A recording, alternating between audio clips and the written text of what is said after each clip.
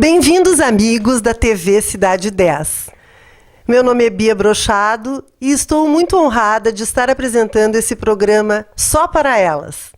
Esse programa tem como propósito trazer o cotidiano das mulheres, as suas múltiplas funções, os seus papéis. Então nós, pensando como que nós conseguimos a responsabilidade suficiente para assumir todas essas coisas. Essas são as questões que vamos trazer nesse programa. E para isso convidamos a doutora Cíntia Sapungliev para que nos dê uma opinião, já que é uma profissional que há tanto tempo tem essa experiência com vários clientes e muitas mulheres no seu consultório. Como é que fica essa questão de nós, mulheres, termos tantas múltiplas funções e em relação ao nosso sentir, ao nosso agir, ao nosso pensar? Oi, Bia, que feliz e muito obrigado por ter me convidado, vocês, o programa maravilhoso, esta iniciativa. Muito contente. E, bueno, tomara eu possa responder a pergunta à tua altura. Primeiro, me desculpar pelo meu português, que não é lá dos melhores, mas, enfim, é verdade o que tu estás dizendo, que é um questionamento, não?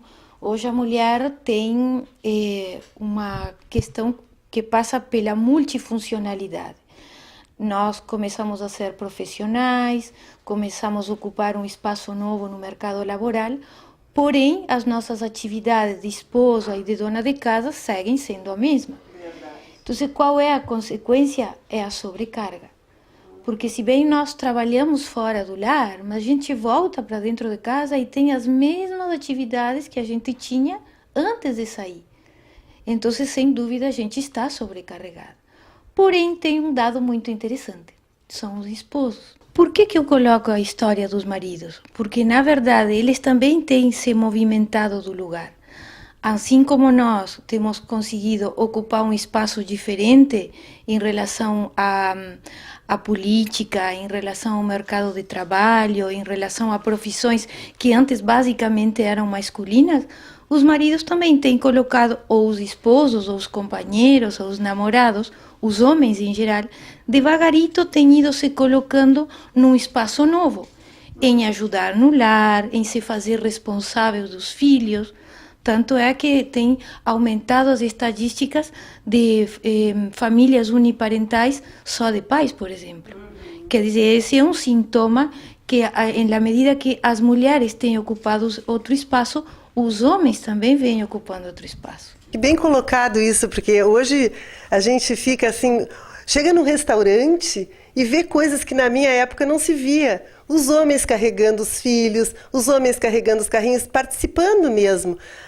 Quando a gente vê essa geração se comunicar em relação a que uma pessoa está grávida, não dizem mais a fulana está grávida, dizem estão grávidos ou estamos grávidos, né? Muito, muito bem colocado isso, e uma coisa que vem compensar, não é? Exatamente, inclusive eu acho interessante a análise sociológica de compreender que este movimento compensatório passa pelo fato de que a mulher tem feito esse movimento também, de sair do lar, de ter outras atividades.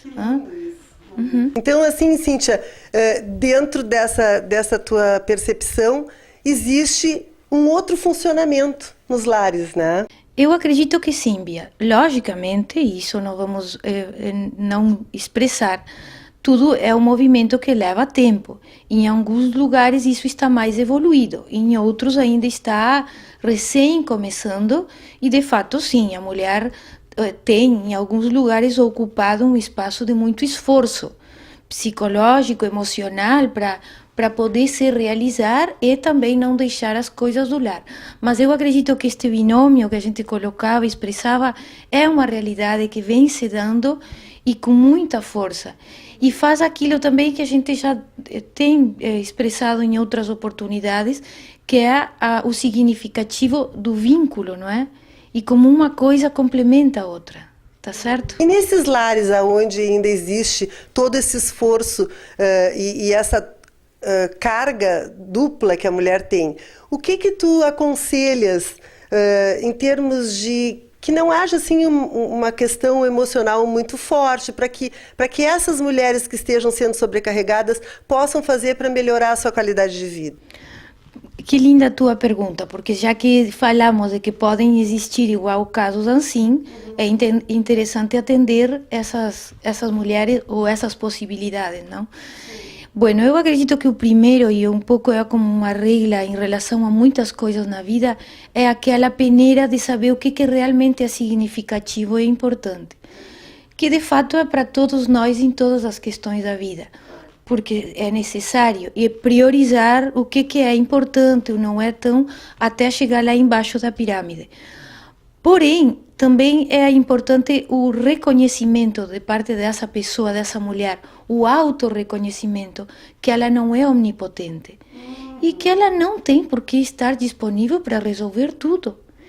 Que algumas coisas podem ficar para outro dia e que ela não vai ser menos ou menos boa naquilo que ela faça se ela puder administrar com sabedoria quais são as coisas importantes da vida dela. Eu adorei isso que tu colocaste, porque às vezes as pessoas não param para pensar essa possibilidade de achar assim, eu não sou a Mulher Maravilha, né? Eu tenho também que dividir as minhas tarefas e quando eu não estou conseguindo, pedir socorro, falar com alguém, né? Procurar um profissional para que possa também ajudar nessa questão e fazer com que as pessoas tenham uma qualidade mental boa, porque nesse teu trabalho a gente vê o quanto é importante que as pessoas mentalmente estejam bem, estejam se sentindo valorizadas, se sentindo bem, se sentindo parte, né?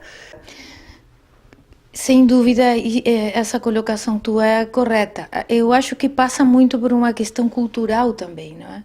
Porque geralmente, isso já em termos psíquicos significativos, a mulher que ocupa esse espaço de ter grande abrangência tem um pensamento omnipotente e um sentir no mundo de muita solidão. E às vezes ela, sem se dar conta, começa a ocupar esses espaços inconscientemente, ou seja, através do seu subconsciente, e quando ela quer ver, ela já está num lugar colocada de muita abrangência, de muita atividade, e como a gente diz, carregando o mundo nas costas. E esse perfil de pessoa, às vezes custa muito em se dar conta que é ela que faz isso. Eu acho que tem muito a ver, e aí linko com o que tu trazias em relação ao autoconhecimento. As possibilidades de terapia, bueno, não vou dizer de coaching também, mas isso tu pode expressar melhor do que eu, logicamente, são modalidades ou fenômenos que permitem que as pessoas tenham mais autoconhecimento de si. Inclusive poder perceber dentro dela o lugar que ela ocupa no seu mundo, não é? Perfeito, perfeito. Eu gostaria de também pedir que tu, assim, como psicóloga, nos dê alguma dica, né? No sentido de fazer com que a gente possa estar atento para quando alguma coisa começa a não ficar tão bem. Eu não sei, tem a questão da somatização, não é? Tá, sim, é verdade. Eu acho que dividindo em dois grandes aspectos significativos. Um é quando a pessoa começa a não achar prazer naquilo que ela está fazendo. Esse é um primeiro sintoma bem para se antenar. Se tu estás fazendo uma coisa, por mais que tu ame, tipo trabalho, porque há mulheres profissionais que saem fora de casa, que lutaram tanto para se formarem, não é? E que aquilo já não está fechando, que tu não está sentindo aquele prazer gostoso de fazer aquilo. Ou que tu chega em casa e tem atividade com os filhos, atividade do lar, que tu quisesses tanto, mas agora já não está gerando aquela sensação de prazer, aí é um bom sintoma para se antenar, porque quer dizer que a pessoa está sobrecarregada, que não está fluindo legal, e é para dizer, bueno, eu vou dar uma parada e vou organizar as minhas necessidades, as prioridades, e às vezes, sim, é verdade, é bom ter a ajuda de um profissional. Eu acho que isso é muito significativo para organizar um pouco este elemento que pode chegar a acontecer com algumas mulheres. Perfeito. Bom, Cíntia, eu gostaria de te agradecer imensamente a presença aqui nesse espaço, a presença aqui no nosso programa Só para Elas, e certamente vamos te convidar outras vezes, porque cada vez mais a tua profissão tem sido solicitada no nosso mundo, né? Por uma questão de ansiedade, por uma questão de sobrecarga, por uma questão de estresse, enfim. Então, vamos te convidar várias vezes para aparecer no nosso programa, trazendo a tua contribuição.